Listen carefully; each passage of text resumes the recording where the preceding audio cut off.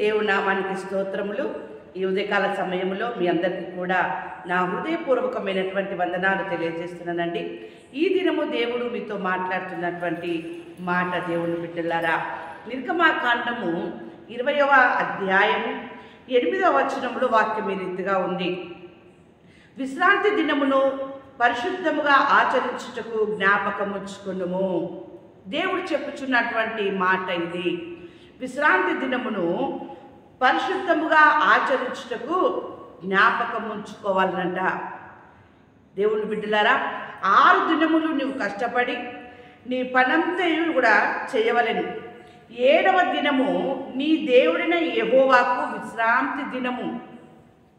ఈ యొక్క విశ్రాంతి దినములో నీవైనను, నీ కుమారుడైనను, నీ కుమార్తె అయినను, నీ దాసుడైనను, నీ దాసి అయినను, ఇంకా ఎవరు కూడా మీరు పని చేయకూడదు. పని చేయకుండా ఈ యొక్క విశ్రాంతి దినమును దేవుని యొక్క దినము గనక దీనిని మీరు ఈ యొక్క పరిశుద్ధముగా ఆచరించుటకు జ్ఞాపకం ఉంచుకునవలెను. దేవుని బిడ్డలారా, ఇది యెహోవా విశ్రాంతి దినము. ఇది యెహోవా ఏర్పాటు చేసినటువంటి దినము. నీవే కావచ్చు, నీ కుటుంబీకులే కావచ్చు, ఏ పనికి కూడా వెళ్ళకుండా దేవుడు ఏర్పాటు చేసినటువంటి ఈ విశ్రాంతి దినమును పరిశుద్ధముగా ఆచరించుటకు జ్ఞాపకం ఉంచుకొని నీవు నీ కుటుంబము కూడా దేవాలయంలోనికి ప్రవేశించాలి. దేవుని బిడ్డలారా, అయితే ఇక్కడ ప్రార్థన చేయుటకై 2 మనుషులు దేవాలయమునకు వెళ్ళి ఉన్నారు.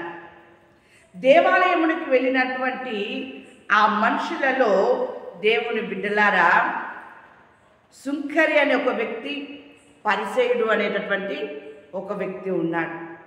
వారిరువురు వెళ్ళి ఉన్నారు. వారిరువురు కూడా అక్కడ ప్రార్థన చేస్తూ ఉన్నారు.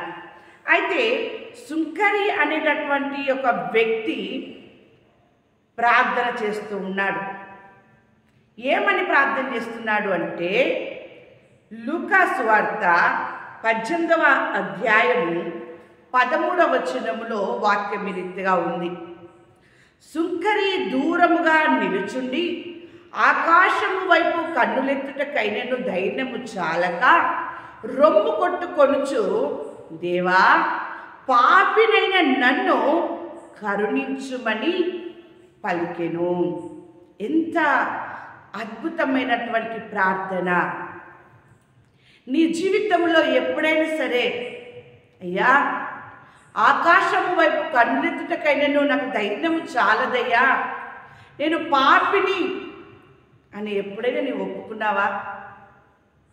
మీ సేవకులు చెప్పినప్పుడు మీ పాపములు మీరు ఒప్పుకొనుడి అని వాక్యం ద్వారా మిమ్మల్ని హెచ్చరించినప్పుడు ఎప్పుడైనా సరే నీవు నీ దేవుని దగ్గర, నేను పాపిని ప్రభువా, నా కన్నులెత్తి నిన్ను చూడడానికి, నీతో మాట్లాడడానికి కూడా నాకు ధైర్యం చాలదయ్యా అని ఎప్పుడైనా నీవు దేవుని దగ్గర తగ్గించుకొని ప్రార్థన చేసి ఉన్నావా? ఈ వ్యక్తి అయితే దేవుని దగ్గర ఆకాశము వైపు కన్నులెత్తుటకైనను ధైర్యము చాలక రొమ్ము కొట్టుకొనుచు, అయ్యా, పాపినైన నన్ను క్షమించు, కరుణించయ్యా అని చెప్పేసి అని ఆయన ఎంతగా ప్రార్థన చేస్తున్నాడంటే, దేవుని బిడ్డలారా, ఆ ప్రార్థన ఆయనకు చేసినటువంటి ఫలితం చూడండి. దేవుని బిడ్డలారా, పాపిని ఆకాశము వైపు కన్నెత్తుటకై నేను ధైర్యము చాలక ఉండను ప్రభు అని తను రొమ్ము కొట్టుకుంటూ ఉన్నాడు. అంతగా తగ్గించుకొని తన పాపములు ఒప్పుకుంటూ ప్రార్థన చేస్తున్నటువంటి వ్యక్తికి వచ్చిన ఫలితం ఏంటిదంటే, తన్ను తాను హెచ్చించుకొనువాడు తగ్గింపబడుననియు చెప్పెను, తన్ను తాను తగ్గించుకొనువాడు హెచ్చింపబడుననియు చెప్పెను. దేవుని బిడ్డలారా, నేను పాపిని అని తగ్గించుకొని ఆయన ప్రార్థన చేస్తూ ఉన్నాడు. ఆయన ప్రార్థనే ఆయనని హెచ్చింపజేసి ఉంది. దేవుని బిడ్డలారా, ఈరోజు దేవుని సన్నిధానానికి వెళ్ళండి, కుటుంబ సమేతంగా వెళ్ళండి. సోమవారం నుండి శనివారం వరకు ఏదో ఒక రీతిగా ఏదో ఒక తప్పిదం మీరు చేసే ఉంటారు. నీ దేవుడి సన్నిధానికి వెళ్తున్నటువంటి నీవు నీ పాపములు ఒప్పుకొని అక్కడ అయ్యా పరిశుద్ధంగా ఆచరించుటకు జ్ఞాపకం ఉంచుకోమని అన్నావు కదయ్యా, ఈ పాపిని నువ్వు జ్ఞాపకం చేసుకో అని చెప్పేసి అని నువ్వు తగ్గించుకొని ఈ వారంలో నువ్వు చేసినటువంటి పాపములు నువ్వు ఒప్పుకున్నట్లయితే నీ జీవితము హెచ్చింపబడుతుంది. పాపములు ఒప్పుకొని విడిచిపెట్టువాడు వర్ధిల్లుతాడు. దేవుని బిడ్డలారా, నీ పాపములు నువ్వు ఒప్పుకొని వాటిని విడిచిపెట్టు, మరెన్నడూ కూడా చేయకుండా వాటిని నువ్వు విడిచిపెట్టినట్లయితే నిన్ను హెచ్చింపజేసి నీ దేవుడు నిన్ను వర్ధిల్ల చేస్తాడు. అందుకనే దేవుడు మాట్లాడుతున్నాడు, ఈ విశ్రాంతి దినమును పరిశుద్ధముగా ఆచరించుటకు జ్ఞాపకం ఉంచుకొనుము అని చెప్పేశాను. జెఫన్యా గ్రంథం 3వ అధ్యాయం 14వ వచనములో వాక్యం ఈ రీతిగా ఉంది. సియోను నివాసులారా ఉత్సాహధ్వని చేయండి, ఇశ్రాయేలీలారా జయధ్వని చేయండి, యెరూషలేము నివాసులారా పూర్ణ హృదయముతో సంతోషించి గంతులు వేయుడి. ఎందుకు ఈ మాట అంటూ ఉన్నాడంటే, మీరు ఎప్పుడైతే మీ పాపములు ఒప్పుకొని మీరు ప్రార్థన చేసి ఉన్నారో కన్నీటితోని ఆయన మిమ్మల్ని హెచ్చింపజేస్తూ ఉన్నాడు, మిమ్మల్ని వర్ధిల్ల చేస్తూ ఉన్నాడు. కనుకనే ఉత్సాహధ్వని చేయుడి, జయధ్వని చేయుడి, పూర్ణ హృదయంతో సంతోషించి గంతులు వేయుడి అని చెప్పేసి ఆయన మాట్లాడుతూ ఉన్నాడు.